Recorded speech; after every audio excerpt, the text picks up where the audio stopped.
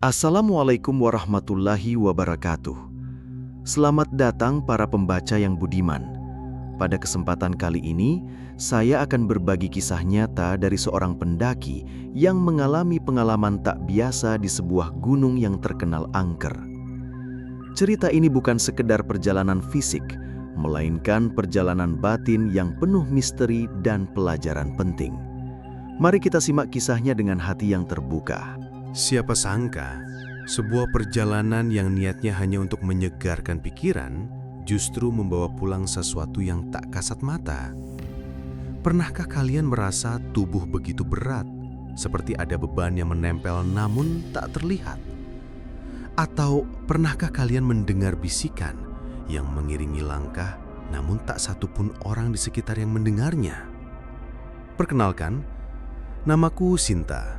Seorang wanita yang terbiasa menaklukkan jalur-jalur terjal pegunungan.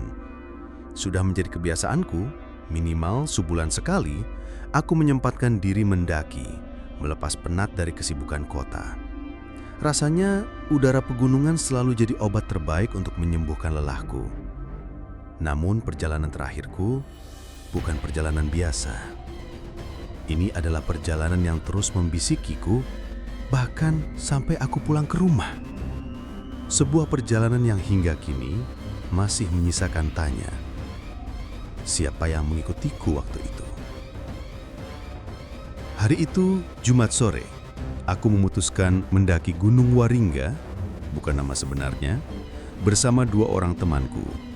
Dini, sahabat satu kantor yang sama-sama gemar mendaki, dan Bagas, kawan lama yang kami temui di daerah Tanjung Reja. Rencana sudah matang, ransel sudah siap, motor sudah mengarah ke base camp. Aku, Dini, dan Bagas bertiga bersemangat seolah tak ada firasat buruk. Jalanan menuju base camp kala itu licin, basah bekas hujan. Motor yang kukendarai terasa berat. Bukan berat karena barang, tapi seperti ada sesuatu yang menahan. Aku kira mungkin hanya perasaan. Tapi anehnya, Bagas dan Dini berkata aku mengendarai motor dengan kecepatan tinggi. Padahal kurasa aku melaju dengan santai. Hingga di sebuah tanjakan curam, jalanan di depanku tiba-tiba menghilang. Hanya sekejap, namun cukup untuk membuat jantungku terhenti. Jalanan yang semula terang seolah tertelan gelap. Tak ada apapun di depan. Aku refleks menarik rem, nyaris terjungkal. Astagfirullah, bisikku panik. Keringat dingin membasahi punggungku. Aku menepi, dadaku sesak. Bagas menghampiri. Kenapa, Sinta? Aku hanya menggeleng, mencoba menepis firasat yang mulai mengetuk. Mungkin lelah, mungkin hanya bayanganku saja. Perjalanan kami lanjutkan. Sampai di base camp, suasananya sunyi. Sepi, tak ada satupun mendaki. Hanya sebuah warung kecil yang temaram. Pemiliknya seorang pria tua yang disebut warga sekitar sebagai Pak Man. Ia menatapku lama, seakan mengenal, seakan ingin mengatakan sesuatu, namun memilih diam. Senyumnya kaku, sorot matanya seperti menyimpan sesuatu. Aku mencoba mengabaikan. Kami menitipkan motor, pamit, lalu mulai mendaki. Tapi anehnya, baru beberapa langkah, pundakku terasa berat. Kaki seperti diseret. Aku yang biasa kuat membawa beban berat, kali ini benar-benar terseok. Kenapa aku lemah begini batinku?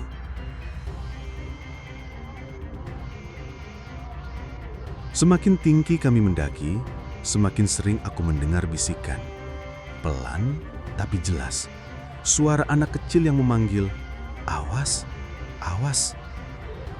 Aku mencari asal suara, tak ada siapa-siapa. Dini dan Bagas tak mendengar apa-apa. Mereka hanya tertawa, mengira aku bercanda. Tapi suara itu terus ada, mengikuti langkahku, berulang-ulang. Awas, awas. Siapa? Siapa yang membisikiku? Tubuhku semakin berat. Nafasku tersengal. Perjalanan yang biasanya menyenangkan kini berubah menjadi seperti diburu sesuatu. Aku ingin menyerah. Aku ingin pulang. Tapi entah kenapa, aku tetap melangkah. Dan bisikan itu tidak pernah berhenti. Namaku Sinta, usiaku 29 tahun. Sehari-hari, aku bekerja di sebuah perusahaan swasta di tengah padatnya kota. Pagi sibuk dengan tumpukan berkas, sore bergelut dengan kemacetan, dan malam seringkali habis hanya untuk tidur. Rutinitas yang menjemukan itu membuatku punya kebiasaan kecil yang mungkin tak semua orang sanggupi, mendaki gunung. Gunung bagiku adalah rumah kedua. Di sana aku merasa bebas. Udara segar, suara dedaunan, tanah basah, dan dinginnya embun pagi selalu jadi alasan mengapa aku jatuh cinta pada setiap perjalanan mendaki. Mungkin terdengar berat, tapi bagiku mendaki gunung adalah caraku menemukan ketenangan. Kebiasaan ini sudah kulakukan sejak sebelum menikah. Suamiku, Rama, sudah hafal dengan kebiasaanku yang satu ini. Meskipun tak selalu setuju, ia selalu mengizinkan. Mungkin karena ia tahu kalau aku sudah penat, jalan terbaik adalah membiarkanku bertemu gunung. Bahkan anak-anakku pun sudah mengerti kalau ibunya sesekali perlu pergi bermain dengan gunung. Namun perjalanan kali ini berbeda. Awalnya hanya ajakan iseng dari Bagas, teman lama yang kukenal dari salah satu komunitas pendaki. Ia mengajakku untuk naik ke Gunung Waringga. Bukan nama sebenarnya, sebuah gunung yang katanya tak terlalu tinggi, cocok untuk pendakian santai. Aku setuju, apalagi sudah lama rasanya aku tak menapaki jalur pendakian. Aku pun mengajak Dini, sahabatku satu kantor. Kami sudah beberapa kali mendaki bersama. Dini selalu jadi orang yang bisa diandalkan dalam perjalanan. Ia kuat, ceria, dan tahu bagaimana menjaga ritme perjalanan. Bagas di sisi lain adalah pendaki berpengalaman. Ia hafal jalur-jalur tersembunyi dan tahu bagaimana menghadapi kondisi darurat di gunung. Aku pikir perjalanan ini akan jadi perjalanan ringan. Aku salah. Kami bertiga sepakat berangkat pada Jumat sore. Waktu itu cuaca sedang tak menentu. Hujan kadang turun tiba-tiba, langit mendung sejak siang, tapi aku terlalu bersemangat. Segala perlengkapan sudah siap. Carrier, jaket tebal, tenda, matras, segala perlengkapan standar pendakian sudah ada. Suamiku sempat bertanya, yakin mau berangkat? Cuacanya kayaknya kurang bersahabat. Aku hanya tersenyum. Ini cuma pendakian santai, paling 2 hari udah pulang. Jalan dari rumah menuju base camp memakan waktu sekitar 2 jam. Kami berboncengan motor, jalannya licin, sisa hujan siang tadi. Di tengah perjalanan, pundakku mulai terasa berat. Aku mencoba mengabaikan, mungkin hanya lelah. Tapi rasa berat itu aneh, seperti membawa beban yang bukan milikku. Aku terus mengendarai motor, sementara Bagas dan Dini di belakangku mengikuti dengan jarak cukup dekat. Basecamp Gunung Waringga terletak di sebuah desa kecil yang cukup terpencil, tidak seramai basecamp gunung-gunung besar. Malam itu, suasana basecamp benar-benar sunyi. Tak ada pendaki lain, hanya ada sebuah warung tua dengan lampu remang-remang yang nyaris padam. Warung itu milik seorang pria tua yang kemudian kami kenal dengan sebutan Pak Man. Pak Man menatapku lama, seolah sedang menilai. Tatapannya menusuk, senyumnya tipis, tapi ada sesuatu yang janggal di matanya. Seperti orang yang mengenalku, tapi tidak tahu dari mana. Mau naik ke Pandan Arum ya? Tanyanya pelan. Aku mengangguk. Titip motornya di sini ya? Tanyaku. Ia hanya mengangguk, lalu berjalan masuk ke warung tanpa banyak bicara. Basecamp yang sepi, jalanan yang basah, dan udara yang terasa lebih dingin dari biasanya membuat suasana malam itu begitu berbeda. Tapi kami tetap melanjutkan perjalanan. Gunung Waringga bukan gunung yang terlalu tinggi, tapi jalurnya cukup menantang.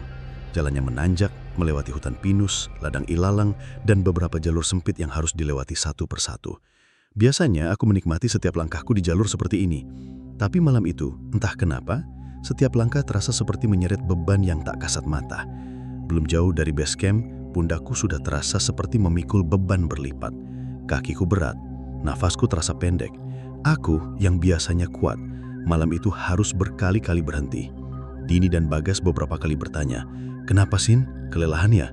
Aku hanya menggeleng, mencoba menahan rasa yang sulit dijelaskan. Yang membuatku semakin tak tenang, suara itu mulai didengar. Suara anak kecil, samar tapi jelas berulang-ulang memanggil, "Awas, awas." Suara yang hanya ku dengar sendiri. Suara yang terus mengikuti sepanjang langkahku.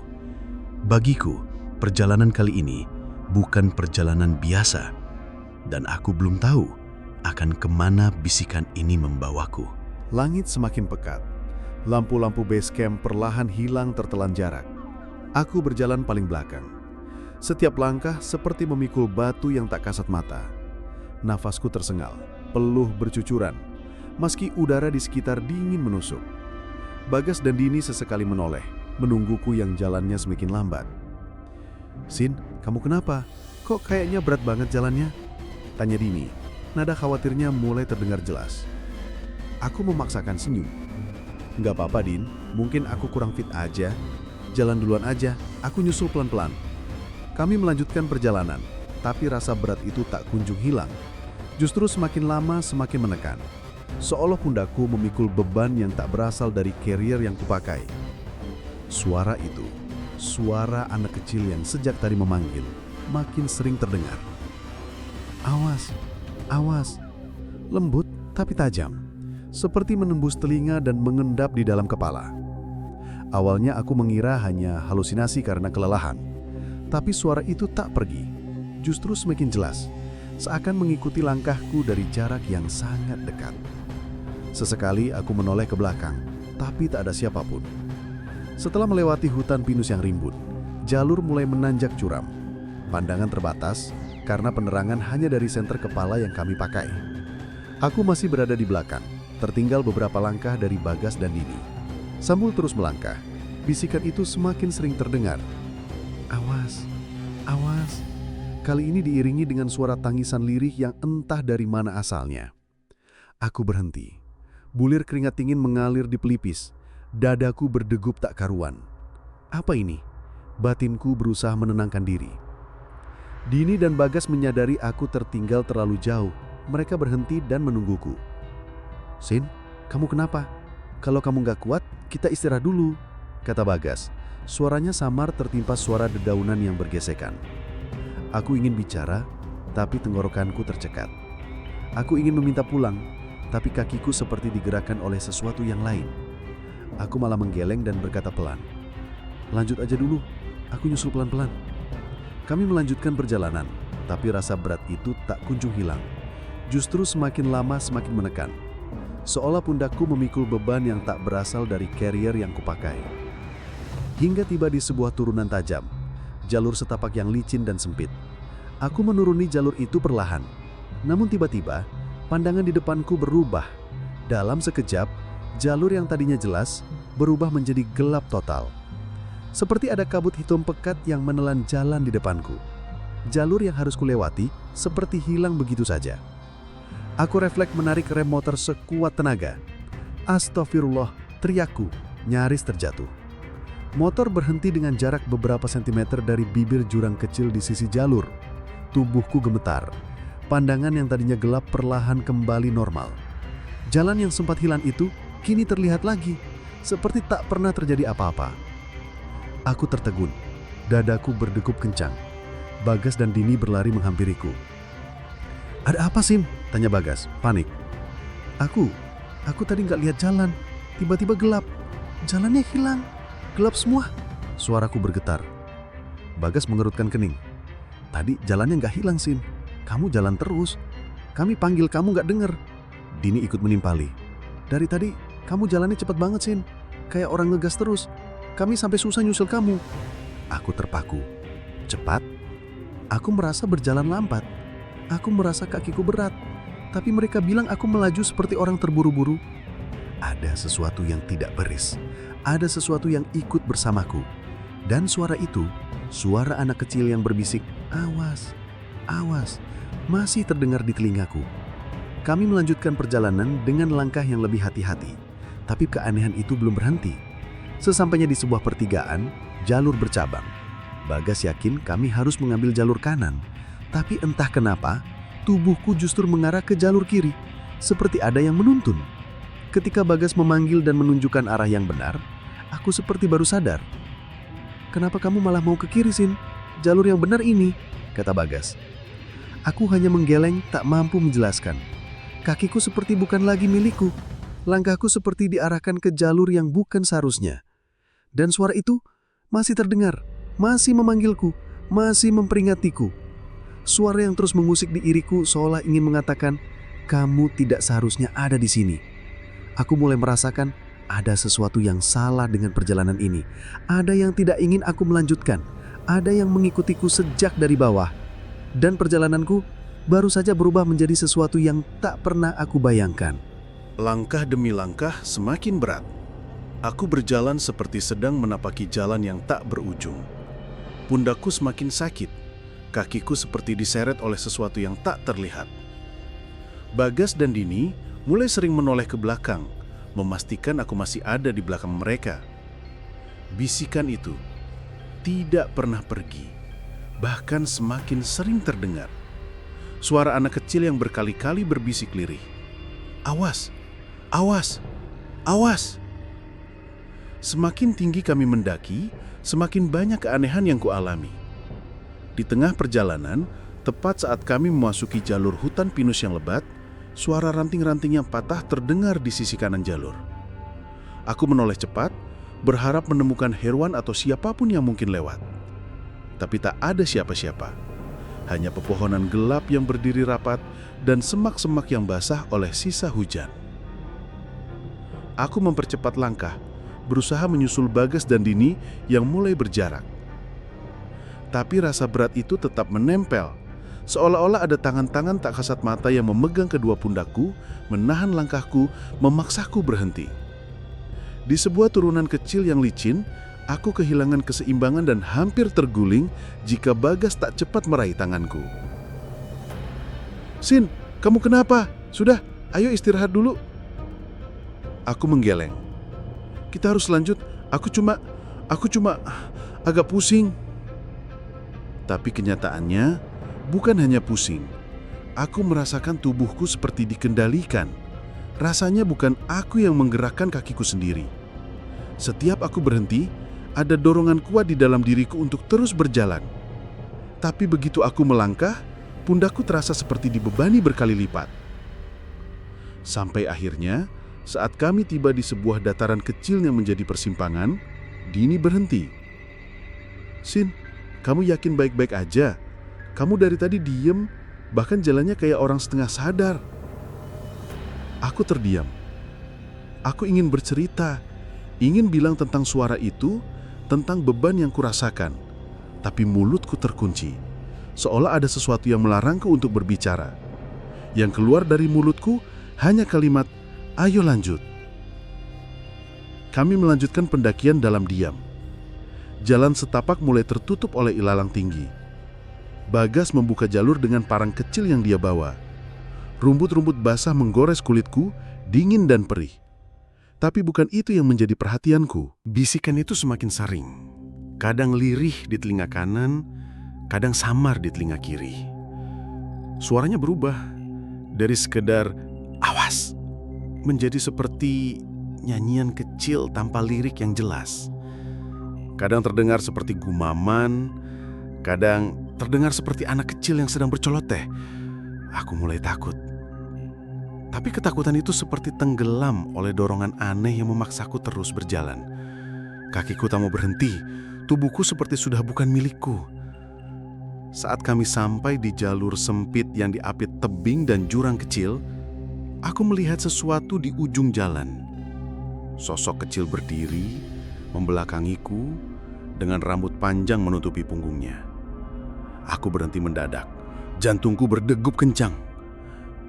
"Bagas, Dini," aku memanggil pelan. Mereka berbalik. "Kenapa, Sin?" Ada anak kecil di depan," kataku gemetar. Mereka menoleh ke arah yang kutunjuk. "Mana? Gak ada siapa-siapa." Aku menatap tajam ke arah itu. Sosok kecil itu masih ada, masih berdiri, masih membelakangiku. Rambutnya menutupi hampir seluruh tubuhnya. Tapi Bagas dan Dini tidak melihatnya. Mereka tetap menatapku dengan wajah bingung. "Sin, kamu lihat apa, Sin?" "Anak kecil, rambut panjang. Dia berdiri di depan jalur kita. Dia seperti menungguku." Dini mendekat, memegang bahuku. "Sin, di depan gak ada siapa-siapa. Kamu lihat apa, Sin?" Aku tersadar. Entah apa yang kulihat. Sosok itu masih berdiri di sana, tapi perlahan memudar seperti kabut yang tersapu angin. Tubuhku lemas. Bagas menyarankan istirahat lagi. Tapi dorongan aneh itu tetap ada. Aku ingin jalan terus. Aku ingin bertemu entah dengan siapa. Kami memutuskan mendirikan flyship untuk berteduh karena hujan mulai turun lagi. Saat itu, Dini mulai lemas. Mungkin karena kelelahan dan udara dingin. Bagas membantu Dini menyiapkan tempat duduk seadanya. Aku duduk terdiam. Kepala rasanya penuh. Telinga terus mendengar bisikan. Pundak seperti digandoli beban tak kasat mata. Malam mulai turun. Kami masih berteduh. Sementara hujan tak kunjung reda. Aku mulai mengantuk. Tapi telingaku tetap mendengar suara itu. Semakin larut, suara itu berubah menjadi suara tangisan anak kecil yang memanggil-manggil, "Ibu, ibu." Aku membuka mata, terperangah. Suara itu dekat sekali, seperti berada tepat di sebelahku. Aku meloleh cepat, tapi yang kulihat hanya Dini yang sedang tertidur dan Bagas yang diam menatap hujan. Aku mencoba memejamkan mata lagi, tapi kini suara itu seperti mengelilingiku. "Ibu, ibu," lirih, menyayat, seperti suara seorang anak yang kehilangan. Paginya, setelah hujan reda, kami melanjutkan perjalanan. Tubuhku terasa lebih ringan, tapi bisikan itu belum hilang. Justru semakin jelas. Kadang terdengar jauh, kadang seperti tepak di belakangku. Sampai akhirnya, ketika kami tiba di sebuah padang rumput tinggi yang menutupi jalur, aku mendengar suara itu lagi. Kali ini lebih dekat. "Awas, awas, jangan ke sana." Aku terdiam, nafasku memburu. Bagas dan Dini tak mendengar apa-apa. Tapi aku tahu, aku sedang diperingatkan.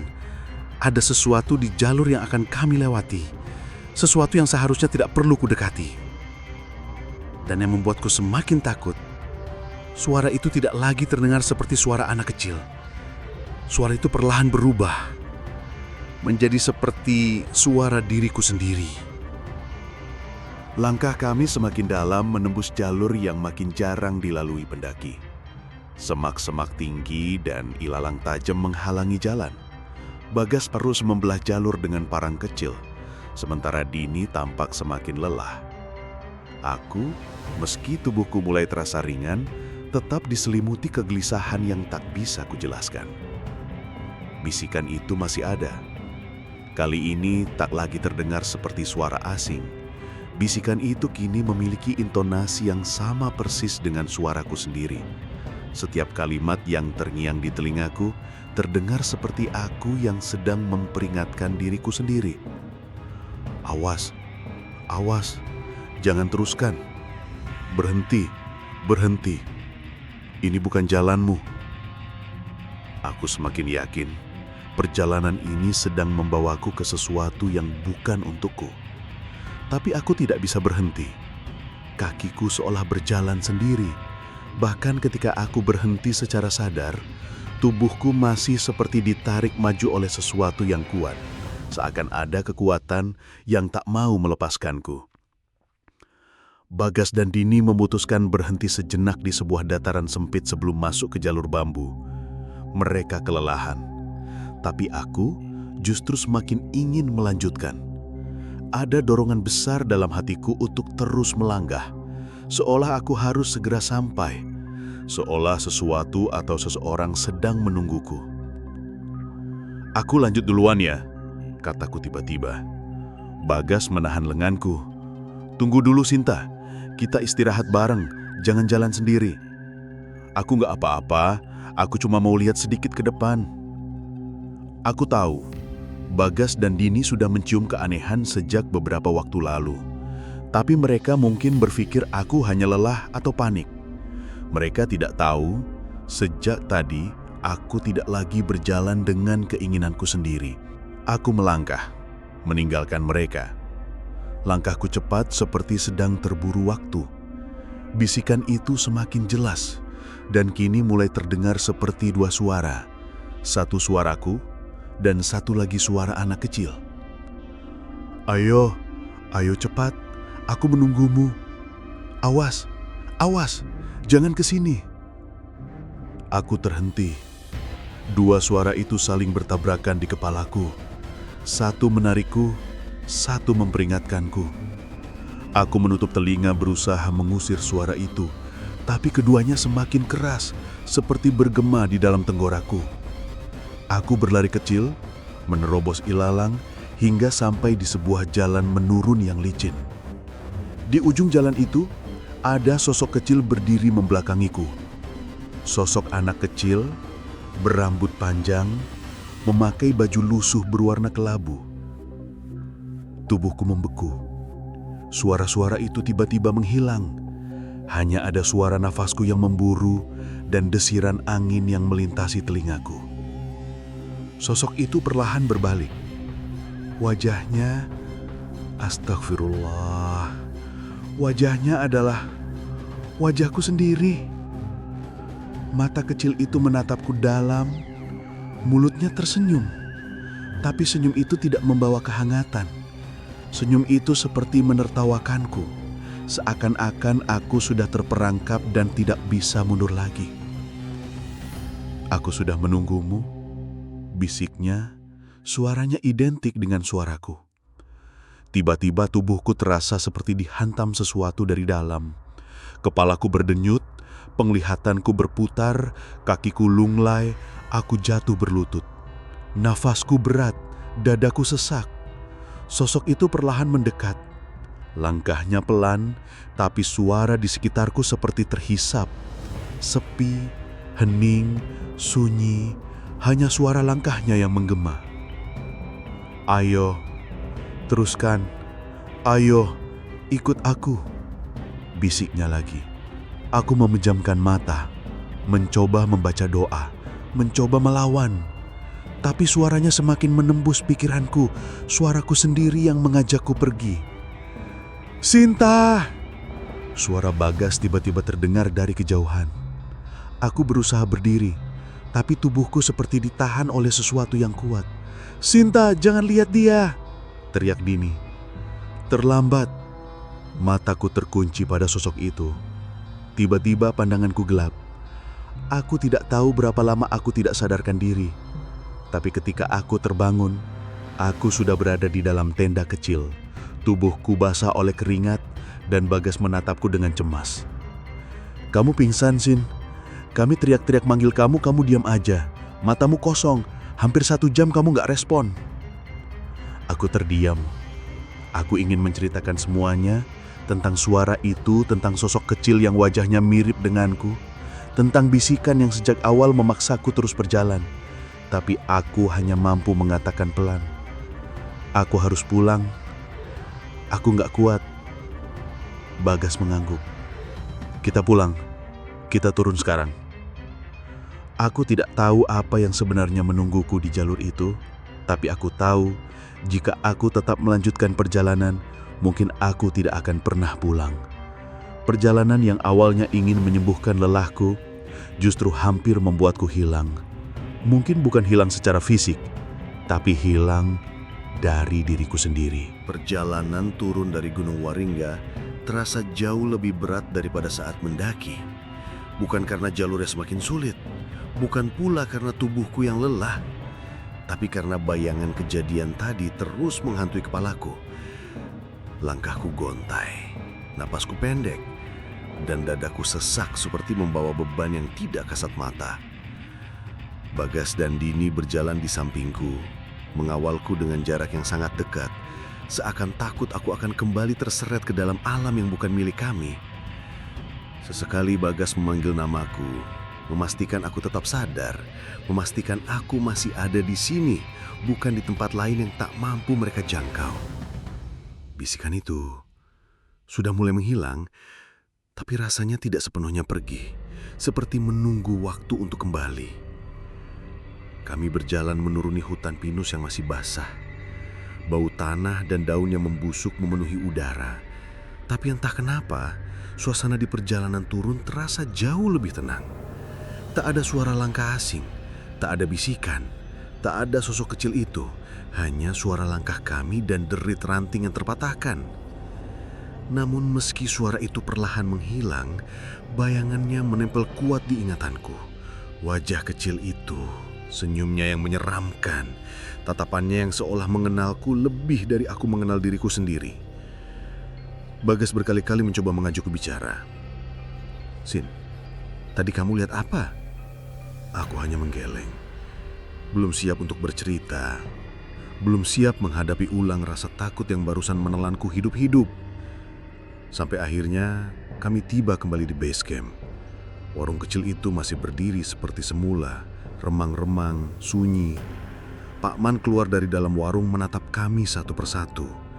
Tatapannya jatuh padaku lama, dalam, seperti sudah tahu apa yang terjadi. Aku mencoba tersenyum, mencoba menutupi ketakutanku, tapi tubuhku gemetar. Pak Man hanya berucap pelan, "Alhamdulillah kamu selamat. Gak semua orang bisa pulang kalau sudah dipanggil." Aku terdiam, menatapnya dengan sorot bertanya, "Dipanggil siapa, Pak?" Pak Man tidak menjawab. Ia hanya berjalan masuk ke dalam warungnya, meninggalkan aku dengan sejuta pertanyaan yang menggantung. Perjalanan pulang terasa seperti mimpi buruk yang masih belum sepenuhnya usai. Di perjalanan turun, seekor anjing hitam tiba-tiba muncul di jalur kami. Anjing itu menatapku tajam, menggeram, tapi Bagas dengan sigap menghalaunya. Anjing itu hanya berdiri di tepi jalur, seperti menunggu sesuatu. Bagas melempar kayu ke arahnya, tapi anjing itu tetap diam, tak bergerak, hanya menatapku seakan tahu sesuatu yang kami tidak tahu. Setibanya di rumah, tubuhku benar-benar tumbang. Demam tinggi menghantamku sejak malam itu. Aku lemas, sakit kepala, dan perutku seperti diremas kuat. Selama beberapa hari aku tidak bisa makan, tidak bisa tidur nyenyak. Setiap aku memejamkan mata, bayangan jalur itu, bayangan sosok kecil yang berwajah seperti diriku sendiri selalu muncul. Setiap malam, aku bermimpi yang sama. Aku mendaki gunung itu, tapi kali ini sendirian. Jalur yang sama, pohon-pohon yang sama, tapi tanpa Bagas dan Dini. Di ujung jalur, aku selalu melihat sosok kecil itu berdiri membelakangiku, menungguku. Dan selalu aku terbangun dengan jantung berdebar dan tubuh basah oleh keringat dingin. Aku sempat berkonsultasi pada seorang teman yang peka dengan hal-hal gaib. Ia berkata, mungkin aku dipanggil oleh sesuatu yang sudah lebih dulu menandai keberadaanku di sana. Sesuatu yang merasa aku adalah bagian darinya. Sesuatu yang sudah lama menunggu kedatanganku. Aku gak ngerti, Sin, tapi yang aku rasakan, kamu gak cuma sekedar tersesat di jalur. Kamu tersesat di ruang yang bukan buat mau. Perkataan itu menancap dalam di pikiranku. Bagas sempat menghubungiku seminggu kemudian, memastikan keadaanku. Ia bilang sejak malam itu, ia merasa aneh dengan tingkahku. Waktu itu kamu jalan kayak bukan kamu, Sin. Biasanya kamu suka cerita, suka ketawa. Tapi sejak tengah perjalanan, kamu diam, jalan sendiri dan tatapan matamu kosong. Bahkan waktu kami manggil kamu gak noleh. Dini juga mengaku sempat merasakan hawa dingin yang aneh saat kami berteduh waktu hujan. Ia bilang ia mendengarku seperti berbicara sendiri, padahal waktu itu aku sedang diam memejamkan mata. Semua cerita itu semakin memperjelas apa yang kurasakan selama perjalanan. Bahwa mungkin sejak awal aku bukan sedang mendaki seperti biasanya. Mungkin aku sudah berjalan di antara dua dunia. Mungkin aku memang sudah ditunggu. Aku belum pernah kembali ke Gunung Waringga sejak hari itu. Ada dorongan kecil dalam diriku untuk kembali, untuk menuntaskan rasa penasaran yang masih mengendap, tapi ada juga rasa takut yang menahanku. Tak lama setelah itu, aku mendengar kabar dari Bagas. Ia sempat kembali ke base camp untuk menanyakan perihal sosok yang kulihat pada Pak Man. Tapi Pak Man hanya memberikan satu kalimat yang membuat bulu kuduku meriman. Dia sudah menunggu lama, dan ia akan tetap menunggu. Sejak itu, setiap kali aku teringat bisikan yang dulu terus mengikutiku, setiap kali aku mendengar suara lirih anak kecil, aku selalu menutup mata dan berdoa. Aku tidak tahu Apakah perjalanan itu sudah benar-benar selesai? Atau sebenarnya perjalanan itu baru saja mulai?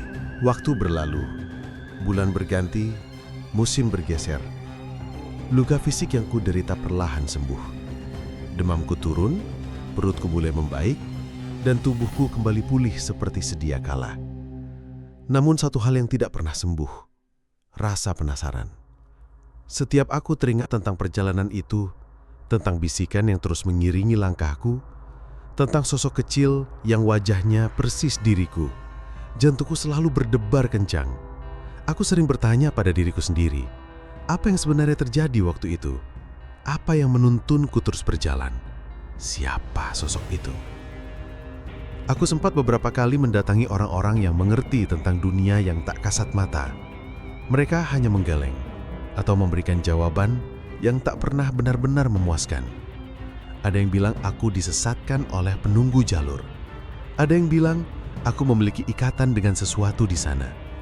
Ada juga yang bilang mungkin ada bagian dari diriku yang tertinggal di gunung itu. Aku mencoba menjalani hidup seperti biasa, kembali bekerja, kembali mengurus keluarga, kembali menjadi Sinta yang dikenal semua orang. Tapi ada satu perasaan yang tidak pernah hilang. Perasaan bahwa aku tidak sepenuhnya kembali. Mimpi itu masih datang sesekali. Mimpi yang selalu sama. Aku berjalan sendiri di jalur itu, menembus hutan pinus, melewati ilalang, lalu bertemu sosok kecil di ujung jalan. Ia selalu berdiri membelakangiku, menunggu, seolah-olah aku punya janji yang belum kutepati. Setiap aku mendekat, aku selalu terbangun dengan nafas memburu dan keringat dingin membasahi tubuhku. Suatu sore, aku iseng membuka kembali galeri ponselku. Foto-foto perjalanan waktu itu masih tersimpan.